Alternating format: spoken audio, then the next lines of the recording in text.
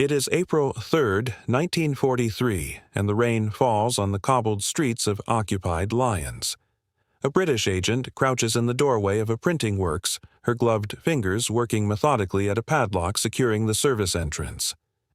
Behind her, footsteps echo down the alley, German military police conducting their evening patrol, perhaps 4 minutes away if they maintain their usual pace.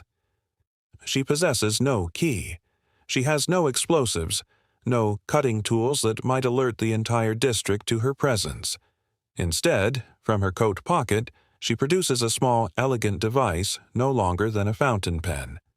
30 seconds of precise manipulation. The lock surrenders. She is inside, searching for documents that will cost the Third Reich valuable intelligence about its own supply networks. She is out again in 7 minutes, the padlock secured once more, appearing untouched. The patrol passes without incident. What she held was not merely a tool, it was a revolution in espionage, a piece of British engineering that would define the tradecraft of intelligence operations for generations to come. This is the story of the lockpicking implements developed by British intelligence services during the Second World War, devices so effective that the very mention of them remained classified for decades after the conflict ended. Yet their existence represented something far more significant than simple mechanical ingenuity. These tools embodied a fundamentally new approach to espionage, one that privileged precision, subtlety, and speed over brute force. They allowed operatives to move through enemy territory like ghosts, leaving no evidence of their passage, opening doors that stood between them and information worth lives. In the desperate struggle against Nazi occupation, the ability to access a locked room without leaving a trace separated successful missions from disasters that ended in execution chambers. This is how a handful of British engineers, working in laboratories beneath London and in workshops scattered throughout the United Kingdom, became architects of modern espionage.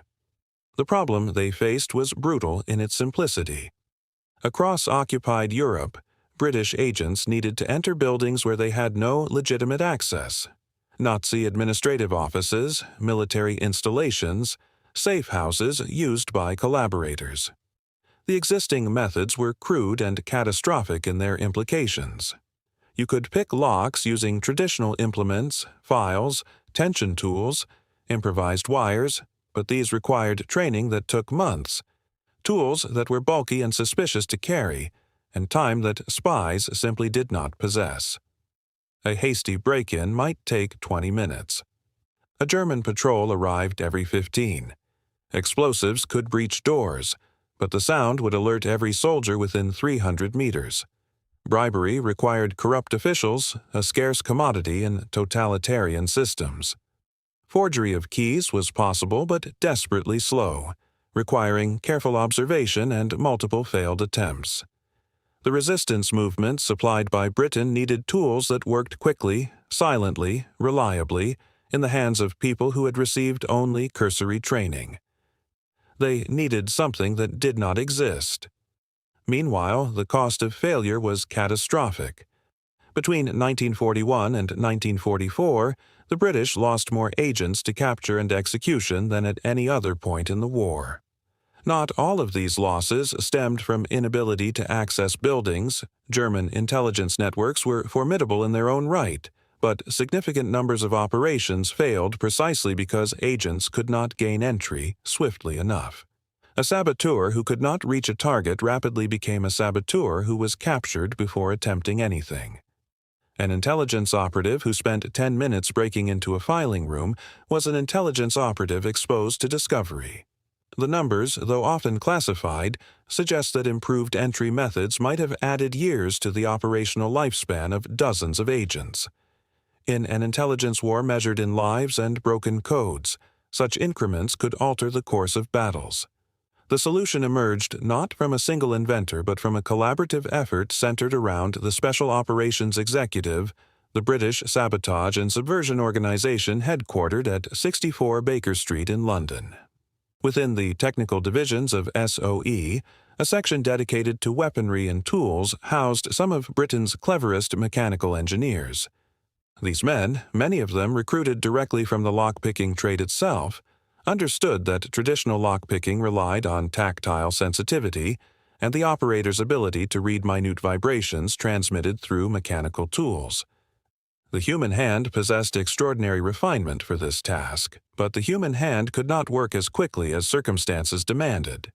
What was required was a tool that could execute complex manipulations at speed while remaining portable, reliable, and operable by agents with minimal training. The device that emerged was elegant in conception and brutal in function. The pick itself, for this is what it fundamentally was, consisted of a hardened steel implement roughly 80 millimeters in length, no thicker than a pencil lead. The critical innovation lay not in the pick itself, but in its integration with a tension tool of unprecedented sophistication. Traditional lockpicking employed a separate tension wrench held in one hand, whilst the other hand manipulated the pick.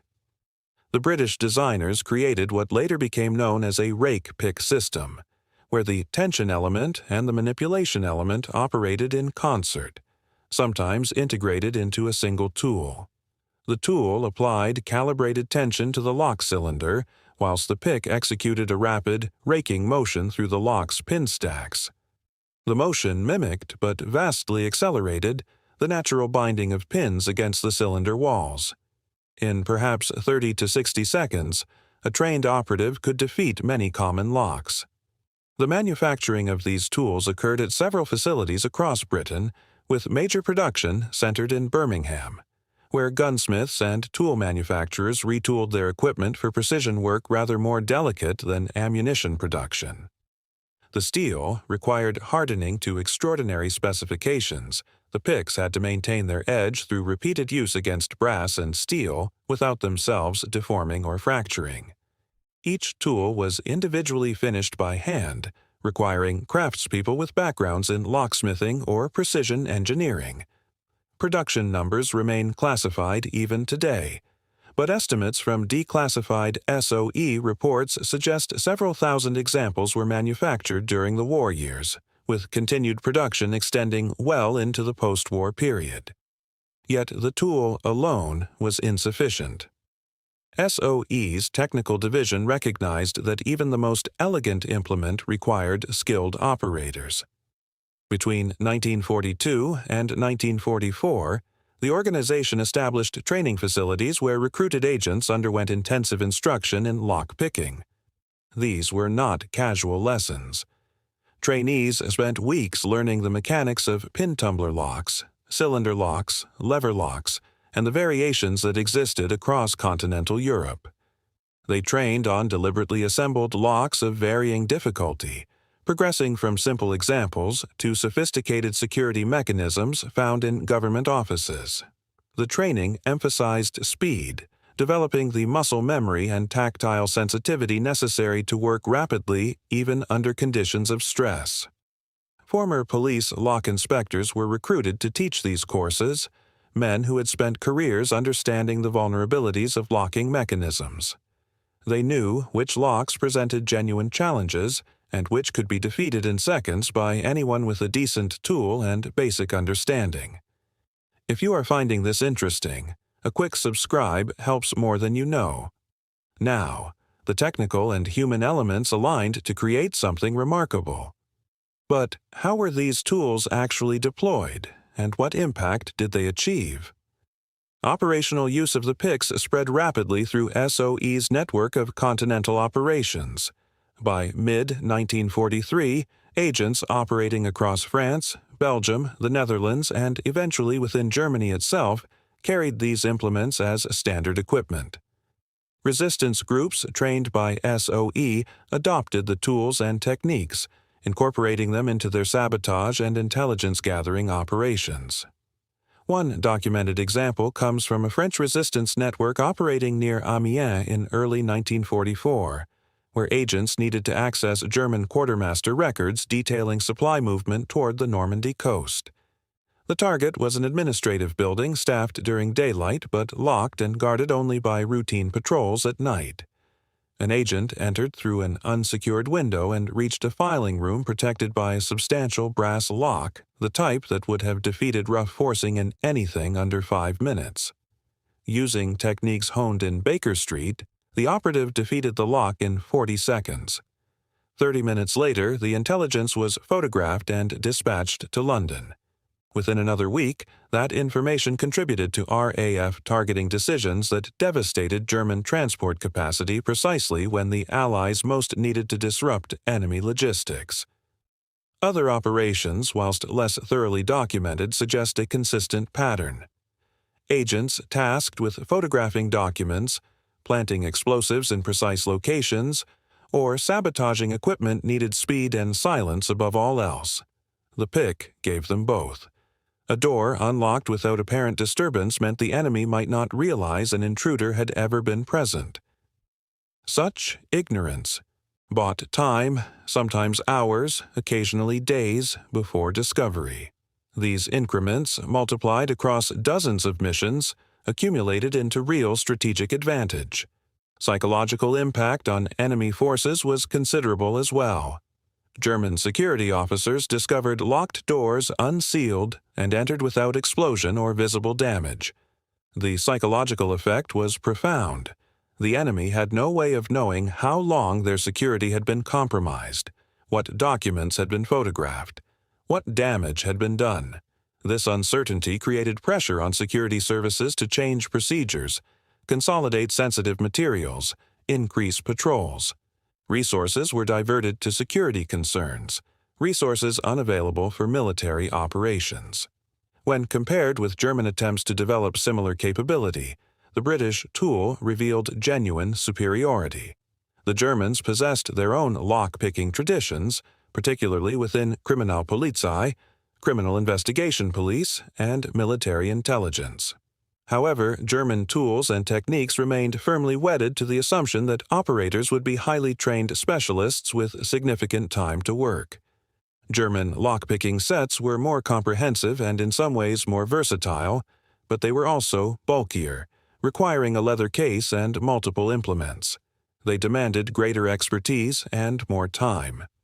The Gestapo's interrogation records, declassified after the war, show frustration with British agents who seemed capable of rapid covert entry that German security services struggled to replicate. American intelligence services observed the British system with great interest. The Office of Strategic Services, OSS, America's wartime intelligence agency, eventually obtained examples of the British tools and incorporated them into their own training programs, though American production of comparable implements came too late to significantly influence American operations. The legacy of these implements extended far beyond the Second World War. During the subsequent Cold War, lockpicking remained a fundamental tradecraft skill. The techniques developed in wartime Baker Street evolved into the doctrine taught to intelligence operatives throughout the latter half of the 20th century. British intelligence services, particularly the Secret Intelligence Service, continued to refine and deploy lockpicking techniques and specialized tools throughout the Cold War. In the 1970s and beyond, professional lockpicking as a discipline developed public recognition through books and competitive communities, yet the original military applications remained obscured by official secrecy. Only with declassification of SOE records in the 1990s and 2000s did the true sophistication and systematization of the wartime program become apparent. A visitor to the Imperial War Museum in London today will not find a prominent display of these tools. A few examples exist in archives, listed in catalogs under suitably vague descriptions. The pick that opened a door in occupied Lyons in 1943 that may have given an intelligence operative 15 additional minutes of life by allowing swift entry to a building exists somewhere in a storage facility, catalogued and preserved but rarely examined. The engineers who designed it are largely forgotten. The trainers who taught agents how to use it are long dead. The agents themselves, many of them, did not survive the war, yet their legacy persists in every intelligence service on Earth. Every specialist in covert entry owes something to those quiet days in Baker Street when British engineers, working against a backdrop of existential threat, created elegant solutions to impossible problems. The tool itself was simple, a piece of hardened steel, barely 80 millimeters long. It required no electricity, no complex mechanisms, no resource-intensive manufacturing. And yet, in the hands of a trained operative working under pressure, against the clock and against the threat of discovery, it became an instrument of genuine strategic consequence. It embodied a principle that would define modern espionage, that elegance of design matters, that speed matters, that leaving no trace matters. The Nazi regime fell for many reasons: the industrial might of the Soviet Union, the strategic bombing campaign, the logistical brilliance of Operation Overlord. But scattered through the mechanisms of German defeat were small contributions made by agents who could enter buildings without setting off alarms, who could photograph documents and vanish, who could plant explosives and escape, who could move through the enemy's own territory like phantoms because of a tool no longer than a fountain pen and training that taught them to use it with precision and speed. That is the story of the lockpick that changed espionage, and why, even now, decades after the war ended, intelligence services guard,